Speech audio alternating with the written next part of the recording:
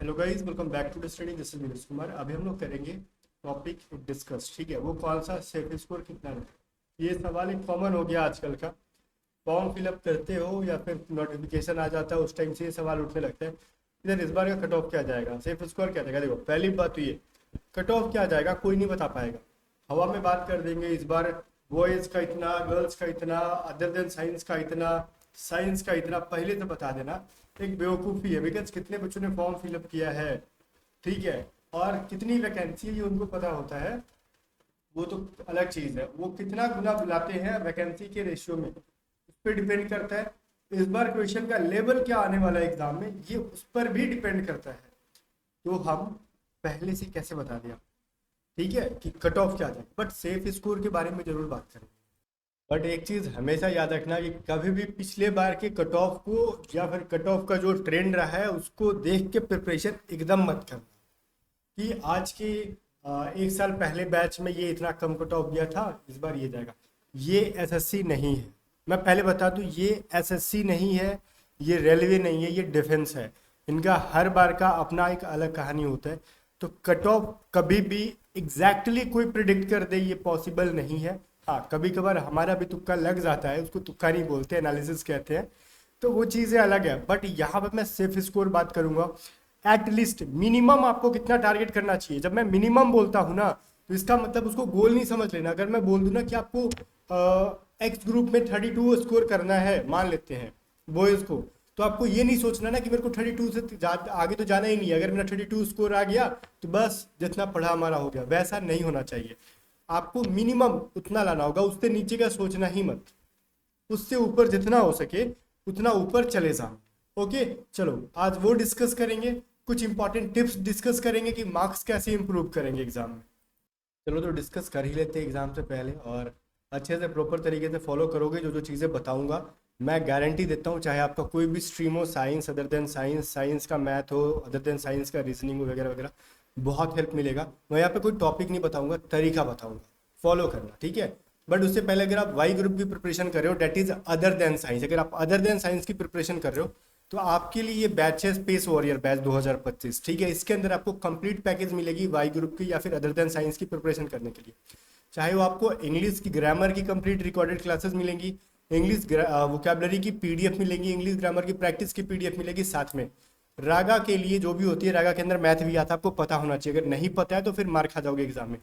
4 से 5 सवाल मिलते हैं जो कि आपका सिलेक्शन दिलवाता है। यही 4-5 सवाल छोड़ोगे ना, सोचोगे मैथ तो पढ़ना ही नहीं है, छोड़ो हम जीके मार लेंगे, तो जीके मारने के चक्कर में जीके आपका मार के चला जाएगा, ठीक है। तो जीके जो है, जीके का भरोसा नहीं रहते कभी भी लाइफ में। जीके बहुत ही, कहते हैं ना कि कब मार दे इंसान को कोई ठीक नहीं है, वो मात दे देगा आपको कभी भी। तो जीके पे 100% भरोसा नहीं कर सकते। जीके 50% तक टारगेट करो कि सही कर ले हम लोग, ये भी कभी कभार मुश्किल हो जाता है। मैथ 4 से 5 आ रहा है, इसको हम पूरा करेंगे, रीजनिंग को पूरा करेंगे, इंग्लिश एटलीस्ट 18 करेंगे, ऐसा टारगेट करेंगे हम लोग, ठीक है। तब जाके सिलेक्शन होता है। और ये सभी चीज़ें हम देंगे आपका अपने बैच के अंदर। और इसके अंदर ऑनलाइन मॉक टेस्ट भी देंगे Y group, that is other than science के लिए। और हमारी जो प्रैक्टिस पीडीएफ आती है टॉप 500 सीरीज की, वो भी इस बैच के अंदर होगी। और ये बैच आपके लिए बहुत हेल्पफुल होगा। रिकॉर्डेड बैचेस रहेंगी, आपको 1 साल की वैलिडिटी के साथ मिल जाता है, ठीक है। अगर इनकेस इस बार आप फिजिकल में आउट हो जाते हो या फिर मेडिकल में कुछ रीज़न से आउट हो जाते हो, तो अगली बार अलग से पैसे खर्च नहीं करना पड़ेगा, अगली बार की भर्ती भी इसी बैच से आप पढ़ लोगे, ठीक है। तो अभी लिंक डिस्क्रिप्शन में टू स्टडी है आपका, वहां से डाउनलोड करके भी ज्वाइन कर सकते हो उस बैच में पेमेंट करके। अभी इस बैच की ऑफर है 513 रुपीज़, 600 रुपये लगेंगे अभी जब ऑफर खत्म हो जाएगा तब। अगर आपको खुद से पेमेंट करने नहीं आ रहा है तो व्हाट्सअप करके पूछ सकते हो, पेमेंट का प्रोसेस क्या है बता दिया जाएगा। व्हाट्सअप नंबर यहाँ पे है 7279047787। अभी आ जाओ, सबसे पहले सेफ स्कोर के बारे में बात कर रहे हैं, ठीक है। मिनिमम कितना टारगेट करना, अगर आप साइंस स्ट्रीम से हो, ठीक है। थोड़ा सा साफ साफ लिखते हैं, बच्चे बोल रहे हैं सर आपका हैंड राइटिंग समझ में नहीं आता है। बहुत बहुत मुश्किल चीज़ है हैंड राइटिंग को सुधारना, आप नहीं समझ सकते इस चीज़ के बारे में, ठीक है। चलो यहाँ पे हम बात करते हैं एक्स ग्रुप के बारे में, जिसको हम साइंस स्ट्रीम के नाम से जानते हैं। इसके अंदर अगर हम बॉयज़ के अगर बारे में बात करेंगे एंड गर्ल्स के बारे में बात करेंगे, आपने देखा होगा दोनों की कट ऑफ हर बार लगातार सेम जा रही है, बट फाइनल एनरोलमेंट के टाइम पे ज़्यादा जा रहा है। सो गाइज, मिनिमम टारगेट करो, ध्यान से सुनना, इस बार मिनिमम दोनों दोनों टारगेट करो 35, ठीक है। 35 से नीचे का टारगेट ही मत करो। मैंने बहुत छोटा बताया आपको, मैं 50% बोल रहा हूँ स्कोर करो। देखो इंग्लिश कितना होता है 20 नंबर का, मैथ 25 नंबर का, फिजिक्स 25 नंबर का, तो तीनों मिला के 70 नंबर हो गया ना। मैं बोल रहा हूँ 50% स्कोर करो, बट एटलीस्ट मैथ में भी 10 नंबर लाना, फिजिक्स में भी 10 नंबर लाना। ये चीज़ें आपको ध्यान में रखना होगा। ये कोशिश करना कि 25 में 10 मैथ भी सही करे, 25 में 10 फिजिक्स भी सही करे। मैंने कितना लो लेवल पे ले जाके मैं बता रहा हूँ आपको। और इंग्लिश तो जितना ज़्यादा सही हो जाए, मिनिमम 15 तो सही करना ही है, उससे प्लस जितना हो जाए ये टारगेट करके चलो। चाहे आप लड़का हो चाहे लड़की हो, उससे कोई मतलब नहीं है। अगर सिलेक्शन लेना है तो मिनिमम इतना टारगेट करो, बिकॉज आने वाले टाइम में हर एग्ज़ाम के हर ग्रुप के कट ऑफ हाई दिखेंगे। आप स्टेज 1 या फिर फेज 1 की कट ऑफ देख के ये मत सोच लो कि उतने पे सिलेक्शन हो जाता है। एंड में क्या होता है, कट ऑफ बढ़ता है। इतना लाओगे एंड तक रिलैक्स रहोगे, फिजिकल में मेडिकल में एकदम टेंशन फ्री रहोगे। अदरवाइज बराबर मन में डर बना रहेगा कि हमारा सिलेक्शन होगा कि नहीं होगा। ठीक है, अब आ जाते हैं हम लोग Y group, that is other than science. Male and female, इसमें भी मैं दोनों के लिए सेम बताने वाला हूँ। मेल एंड फीमेल, अब मैं यहाँ पे मेल फीमेल लिख रहा हूँ, बॉयज एंड गर्ल्स लिखना चाहिए था। मैं बोलूंगा ना कि आपका टारगेट एटलीस्ट 40 प्लस होना चाहिए। 40 के नीचे सोचो ही मत, 40 के नीचे सोचो ही मत, बिकॉज आपने देखा होगा गर्ल्स की कट ऑफ भी 37 तक पहुंच जा रही है फाइनल सिलेक्शन जाते जाते। तो आने वाले टाइम में जब गर्ल्स की जनसंख्या बढ़ रही है और साथ में गर्ल्स जो बार बार 2 बार से फेल हुई हैं वो रिपीट कर रही हैं, तो वो आपको पता होना चाहिए कि गर्ल्स की सीट कम होती है।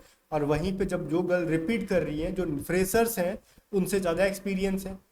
ठीक है, वो ज़्यादा स्कोर करने वाले एग्जाम में, एक तो सीट कम, गर्ल्स ज़्यादा, ऊपर से उनको एक्सपीरियंस भी हो चुका है, कट ऑफ बढ़ेगा।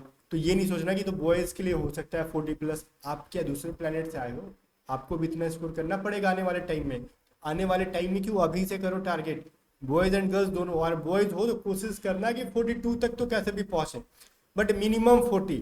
और फिर भी अगर 40 आ रहा है तो टारगेट करो 42 को हिट करने का। 40 से लेके ना 42 हिट करने में आपको महीना लग जाएगा। आप कहोगे मजाक कर रहे हो, 2 नंबर बढ़ने में महीना लग जाएगा। मैं बोल रहा हूँ हाँ, ये 2 नंबर बढ़ने में महीना लग जाएगा। तो इसको हिट करने का टारगेट करो, सेफ स्कोर। मैं ये नहीं बोल रहा हूँ कि आपका स्टेज 1 का खाली, फेज 1 का खाली क्लियर हो जाएगा तो आपका सिलेक्शन हो जाएगा। फेज 1 या फिर स्टेज 1 जो होता है उसको पास करने से सिलेक्शन नहीं होता, फाइनल इनरोलमेंट में कट ऑफ बढ़ती है। अब मैं प्रिपरेशन के दौरान करने जो गलतियां लोग करते हैं और जो चीज़ें नहीं फॉलो करते हैं वो मैं सिखाता हूँ कैसे करनी चाहिए। देखो दिन, एक चीज़ मैं बताऊँ, अब अगर मैं आपसे बोलूँ ना कि मैं आपको अगले 10 दिन का काम बता दूं कि आपको यहाँ पे गड्ढा खोदना है, वहाँ पे गड्ढा खोदना है, मैंने 50 गड्ढा के बारे में बता दिया, ठीक है, या फिर मैंने 10 गड्ढा बता दिया 10 दिन में कि आपको 10 गड्ढे बनाने हैं। आपको ये 10 गड्ढे देख के ना, मतलब जो भी है, देख के आपको बहुत डर लगेगा, अरे बाप रे इतना भयंकर टास्क मिला मेरे को। ठीक है, लेकिन मैं आपसे कहूंगा ना, सुबह में आके, आपको कुछ नहीं पता कि आपके अगले 10 दिन में आपके साथ क्या होने वाला है, क्या क्या कराया जाएगा। बस मैं आपसे अगर सुबह में आके बोलूँ ना कि चलो ठीक है काम पे चलते हैं, आप चलोगे। मैं बोलूँ कि चलो ठीक है, आपको एक ही काम दे रहे हैं हम लोग, बस एक गड्ढा खोद दो आज। आपको लगेगा अरे एक ही गड्ढा खोदना है, अभी ध्यान से सुनना कि आपके दिमाग में बस एक ही गड्ढा खोदना है। आप लग जाओगे, शाम तक इसको टारगेट को अचीव कर लोगे और शाम को आराम से नींद आने वाला है। फिर नेक्स्ट डे मैं बोलूँ एक ही गड्ढा है, आपको लगेगा कितना आसान काम मिल रहा है, बस एक एक गड्ढा खोदने को मिल रहा है। लेकिन वही मैं बोलता ना कि 10 गड्ढा खोदना है, आधा इंसान डिप्रेशन से परेशान, दिन भर में वो आधा गड्ढा खोदेगा डिप्रेशन की वजह से, कितना सारा टास्क है, वो काम से ज़्यादा ना सोचता है कितना कुछ करना है। इसलिए लाइफ में कभी भी बर्डन मत लो, खुद पे बोझ नहीं लो। आप दिन में एक मॉक लगाओ, कहीं से भी लगाओ, ठीक है, एक मॉक लगाओ, कोई भी ग्रुप की प्रिपरेशन करो या फिर फ्यूचर में कोई भी एग्जाम का आपको तैयारी करना, सुबह उठ के एक मॉक लगा लो। ना रिवीजन, ना वोकैब, ना जी के, कुछ नहीं, चुपचाप मॉक लगा लो फ्रेश माइंड के साथ। ध्यान से सुनना, मॉक लगा लिया, मॉक लगा लिया ना, अब इसमें से ध्यान से देखो क्या क्या टॉपिक गलत हुआ। टॉपिक गलत हो गया ना, मान लो ये गलत हो गया, वो गलत हो गया, ये गलत हो गया, मान लो 5 टॉपिक गलत है। अब इन 5 में से ये उन 2 को छाटो ना।